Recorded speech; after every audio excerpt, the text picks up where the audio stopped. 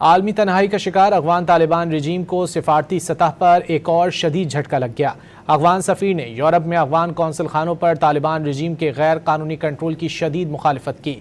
Europe میں افغان قونصل خانوں پر طالبان رجیم کے کنٹرول کی کوششیں سیکیورٹی کے لیے خطرہ قرار دیا گیا۔ برطانوی جریدے ایٹلس پریس کے مطابق سوئٹزرلینڈ میں تعینات افغان سفیر ناصر احمد اندیشہ نے ایکس پر پیغام میں کہا کہ جرمنی سمیت یورپ میں افغان قونصل خانوں پر طالبان کا کنٹرول دراصل ایک خفیہ چال ہے۔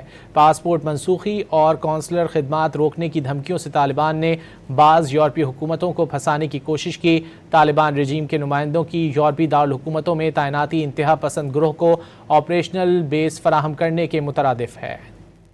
عالمی تنہائی کا شکار افغان طالبان رجیم کو سفارتی سطح پر ایک اور شدید جھٹکا لگ گیا۔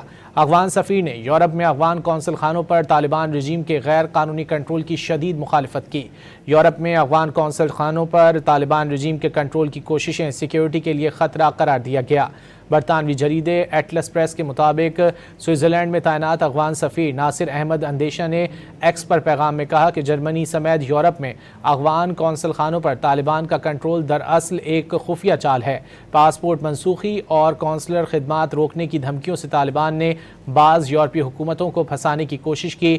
طالبان رجیم کے نمائندوں کی یورپی دارالحکومتوں میں تعیناتی انتہا پسند گروہ کو آپریشنل بیس فراہم کرنے کے مترادف ہے۔